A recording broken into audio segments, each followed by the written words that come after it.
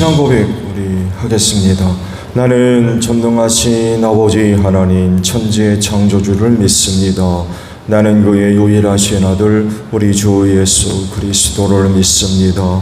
그는 성령으로 잉태되어 동정녀 마리아에게서 나시고 본디오 빌라도에게 고난을 받아 십자가에 못 박혀 죽으시고 장사된 지 사흘 만에 죽은 자 가운데서 다시 살아나셨으며 하늘에 오르시어 전능하신 아버지 하나님 우편에 앉아 계시다가 거기로부터 살아있는 자와 죽은 자를 심판하러 오십니다. 나는 성령을 믿으며 거룩한 공교회와 성도의 교제와 죄를 용서받는 것과 몸의 부활과 영생을 믿습니다. 아멘. 312장 부르시죠.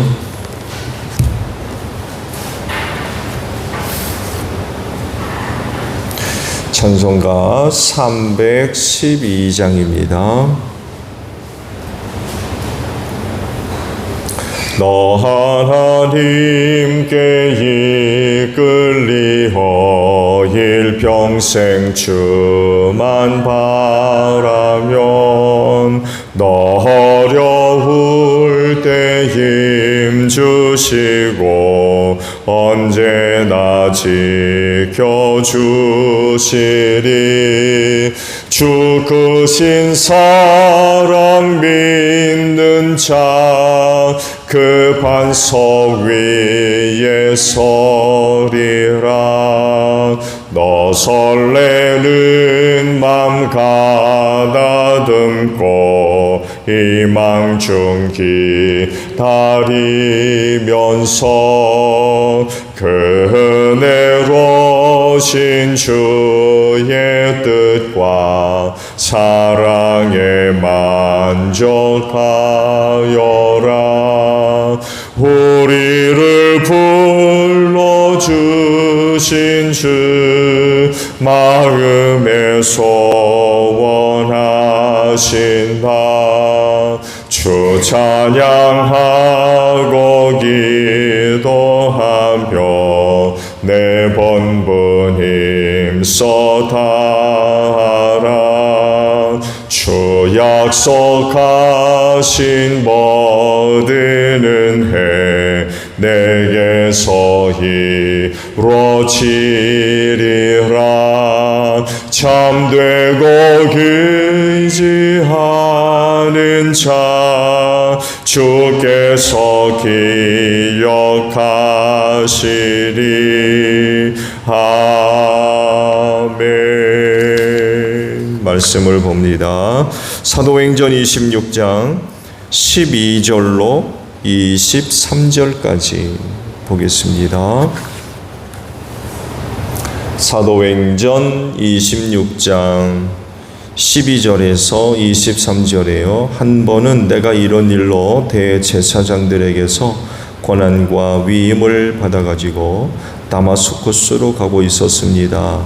임금님, 나는 길을 가다가 한낮에 하늘에서부터 해보다 더 눈부신 빛이 나와 내 일행을 둘러 비추는 것을 보았습니다. 우리는 모두 땅에 엎어졌습니다. 그때 히브리 말로 나에게 사울아 사울아 너는 어찌하여 나를 핍박하느냐. 가시돋친 채찍질 발로 차면 너만 아플 뿐이다 하고 말하는 음성을 들었습니다. 그래서 내가 주님 누구십니까 하고 물었더니 주님께서 나는 내가 핍박하는 예수이다. 자, 일어나서 발을 딛고 서라. 내가 네게 나타난 목적은 너를 일꾼으로 삼아서 네가 나를 본 것과 내가 장차 내게 보여줄 일의 증인이 되게 하려는 것이다. 나는 이 백성과 이방 사람들 가운데서 너를 건져내어 이방 사람들에게로 보낸다.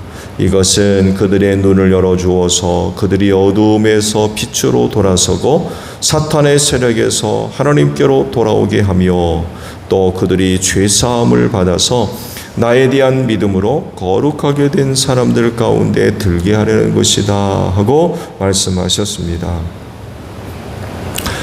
그러므로 아그리빠 임금님, 나는 하늘로부터 받은 환상을 거역하지 않고 먼저 다마스쿠스와 예루살렘에 있는 사람들에게 다음으로 온 유대 지방 사람들에게 나아가서는 이방 사람들에게 회개하고 하나님께로 돌아와서 회개에 합당한 일을 하라고 전하였습니다.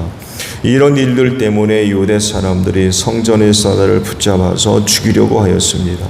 그러나 내가 이날까지 하나님의 도우심을 받아서 낮은 사람에게나 높은 사람에게나 이렇게 서서 증언하고 있는데, 예언자들과 모세가 장차 그렇게 되리라고 한 것밖에는 말한 것이 없습니다. 그것은 곧 그리스도는 고난을 당하셔야 한다는 것과 그는 죽은 사람들 가운데서 가장 먼저 부활하신 분이 되셔서 이스라엘 백성과 이방 사람들에게 빛을 선포하시리라는 것입니다. 아멘. 자, 오늘 아침에는요, 19절에 있는 말씀을 함께 나누려고 합니다. 그러므로 아그리빠 임금님, 나는 하늘로부터 받은 환상을 거역하지 않고 라는 말씀입니다. 부르심에 합당하게 살라는 그런 그 말씀이에요. 하늘로부터 받은 환상, 그 내용이 다마스쿠스에서 받은 말씀들입니다.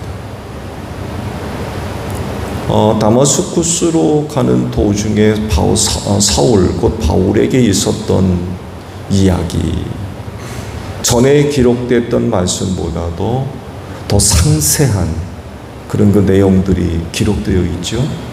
단순히 하늘로부터 주의 음성을 듣고 다마스쿠스로 돌아가서 아나니아를 만나서 눈을 열게 된 그 이야기 이외에 더 구체적인 이야기, 그때 무슨 일이 있었는지 더 자세한 내용들을 사도 바울이 이제 증거를 하고 있습니다.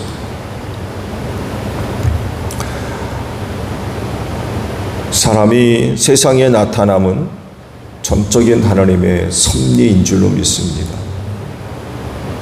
그거 인간의 계획과 뜻에 의해서 좌우되는 것이 아니라 하나님의 섭리 가운데 일어나는 일입니다.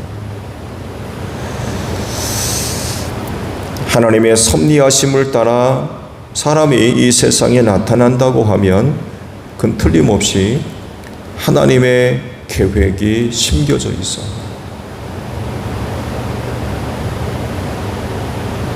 밭에 씨앗을 뿌리는 농부와 같아요. 밭을 갈고 농부가 씨앗을 뿌리는데 손에 잡히는 대로 씨 뿌립니까? 안 그렇죠? 농부의 뜻, 계획에 따라서 씨앗이 뿌려져요. 누구는 이런 씨앗 뿌리고 누구는 저런 씨앗 뿌리고, 또 때에 맞춰서 이 고랑에는 이 씨앗 뿌리고 저 고랑에는 저 씨앗 뿌리고.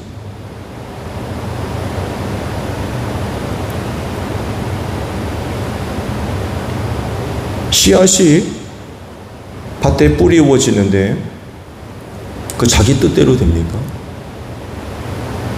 농부의 뜻대로 씨앗이 선택되어지고 고랑마다 뿌려져요. 사람이 이 땅에 오는 것도 마찬가지예요. 적어도 하나님의 섭리 가운데 인간이 이 세상에 나타날 땐 하나님의 뜻이 심겨지게 되어 있어요. 각 사람마다. 너는 세상에 가서 이런 일 하다 오라고. 하나님의 뜻이 전부 각 사람마다 심겨져 있어요. 여러분, 선한 사람이 누굽니까? 착하게 사는 게 아닙니다. 하나님의 뜻을 이루는 사람이 선한 사람이에요. 그리스도인들이 바로 선한 사람인 줄로 믿습니다. 하나님의 선하신 뜻을 따라 거기에 맞게 이 세상을 살다가 하나님 앞에 서야 된다는 것.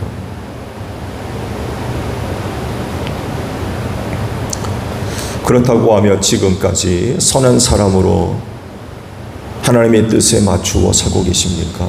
아니면 자기 임의대로, 자기 마음대로, 자기가 하고 싶은 대로 그렇게 살고 계시나요?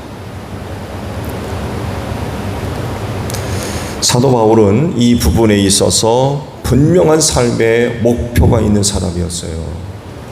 자기가 하고 싶다고 해서 그거 하는 사람이 아니었다는 거예요. 싫다고 해서 안 하고, 집 하고 싶다고 해서 하고, 그렇게 사는 사람이 아니었습니다. 하나님과의 만남 속에서 내가 이 세상을 뭘 할 거냐라고 하는 질문 앞에 분명히 목표가 있는 사람이었어요. 간증하죠. 다마스커스로 가는 길에 신비한 체험을 했대요. 해보다 더 밝은 빛이 비추었다는 거. 그러면서 하늘로부터 음성을 들었다는 거죠. 그때 주님은 바울에게 귀한 말씀을 주셨는데 어떤 계획을 갖고 계시는지, 어떤 뜻이 계시는지 그때 말씀을 해주세요. 그게 뭡니까? 이방 사람들의 구원을 위해서 이방의 사도로 내가 너를 불렀다는 거. 그래서 이방 사람들에게 내가 너를 보내겠다 라고 말씀을 하시죠. 그렇다고 하면 이후로 바울은 어떻게 살아야 되겠어요?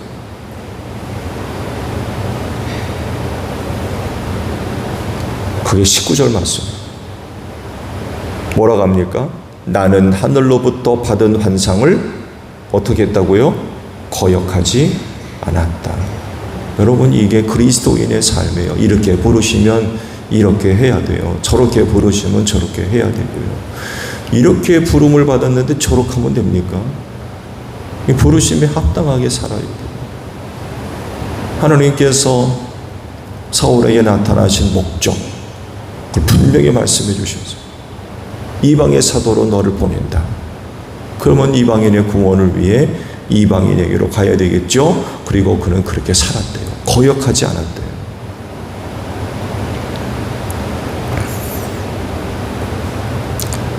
이방의 사도로서 그야말로 충성스럽게 부르심의 뜻에 순종합니다.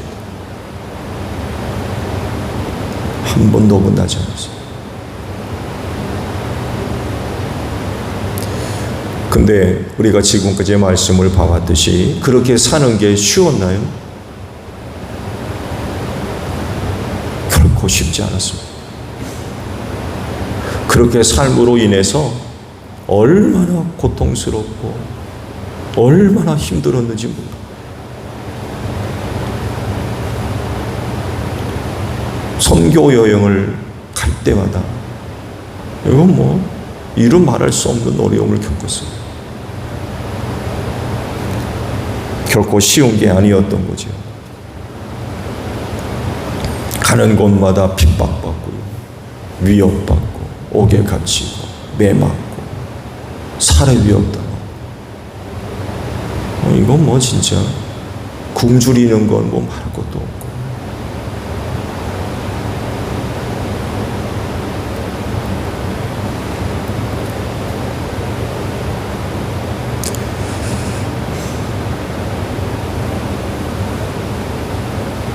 하나님께서 오래전에 바울을 통해서 하시고자 하시는 일들이 계획 세워졌다고 한다면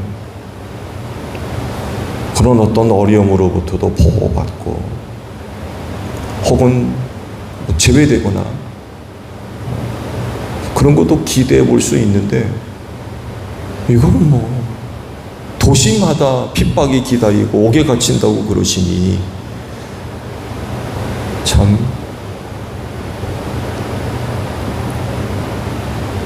너무 힘들게 사도 바울이 그 일들을 감당하고 있었던 거죠. 근데요, 바울은 그런 것에 연연하지 않습니다. 아니, 나에게 그런 일을 부탁하셨으면, 하신다고 그러시면 좀 안전한 길로 가게 하시든지 아니면 어려움이 없게 하시든지 그러실 수 있잖아요. 아니 근데 말씀을 봐왔듯이 이건 오히려 그것 때문에 가는 곳마다 미움받아야 되고 옥에 갇혀야 되고 그래야 된다는 거예요. 근데 바울은 그거를 마다하지 않습니다. 싫어하지 않아요. 그러게 연연하지 않고 이방의 구원을 위해 최선을 다합니다. 지금 바울이 처해 있는 상황도 바로 그런 거 아닙니까? 그런 일을 당한다고 해서 시험 당할 것도 없고 원망하거나 불평할 것도 없고 그를 위해 그 일을 위해 그렇게 부르신다면 마다하지 않고 해요. 그 길 끝까지 갑니다.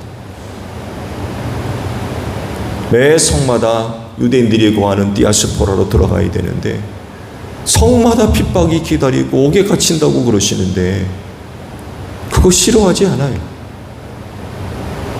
그런 일을 겪을 거라고 하셨음에도 불구하고 이방인의 사도로 부름을 받았기 때문에 그런 일 겪는 거 마다하지 않고 그래도 합니다.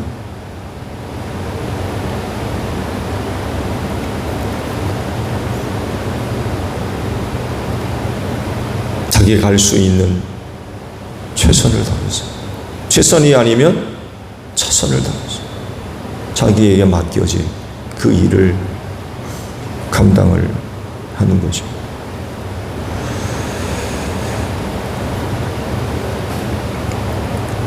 그리스도인들이 안고 있는 문제가 뭡니까? 나름 주님과의 관계성 속에서 개인적인 사명을 가져요. 내가 이 일을 해야 되겠구나.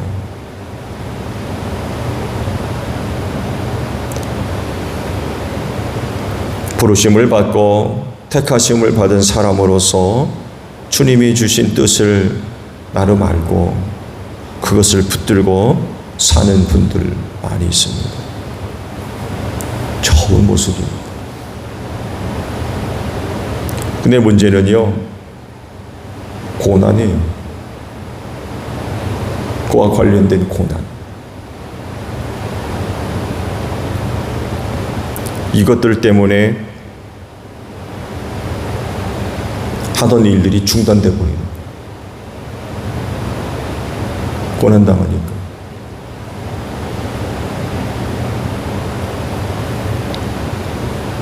심지어는 거부당하기도 해요.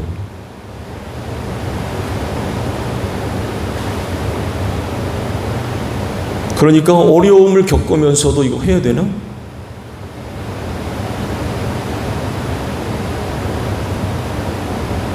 개인적으로는 손해거든요. 그러면서 이거 해야 되나?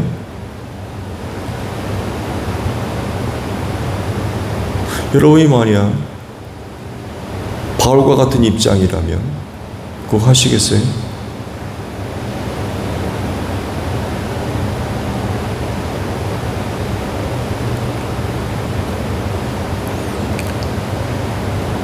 충성이라고 하는 단어는 믿음이라고 하는 단어와 똑같다고 말씀을 드렸죠. 문맥에 따라서 이렇게도 번역되고 저렇게도 번역돼요. 그렇지만 의미하는 바가 상당히 큽니다.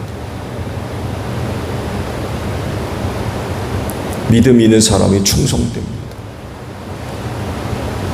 또 충성된 자가 믿음이 있어요.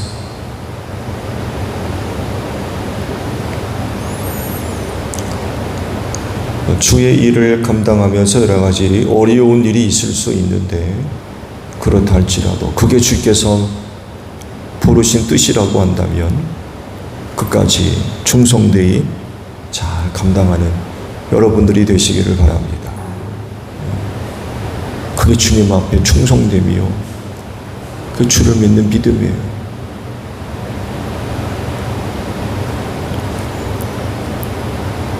너무 와닿았느냐라고 물으실 때 대답들을 다 갖고 계시죠. 그렇게 부르셨다고 하면 그거 부르시는 그날까지 잘 감당하시기 바랍니다. 딴 길 가지 마세요. 그 길 끝까지 잘 걸어가십시오. 부르심에 합당하게 신앙생활 하셔야 됩니다.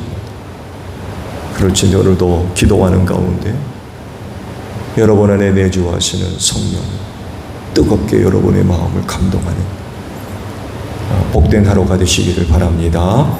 주기도문합니다. 하늘에 계신 우리 아버지, 아버지의 이름을 거룩하게 하시며 아버지의 나라가 오게 하시며 아버지의 뜻이 하늘에서와 같이 땅에서도 이루어지게 하소서. 오늘 우리에게 일용할 양식을 주시고 우리가 우리에게 잘못한 사람을 용서하여 준 것 같이 우리 죄를 용서하여 주시고 우리를 시험에 빠지지 않게 하시고 악에서 구하소서. 나라와 권능과 영광이 영원히 아버지의 것입니다. 아멘. 기도하겠습니다.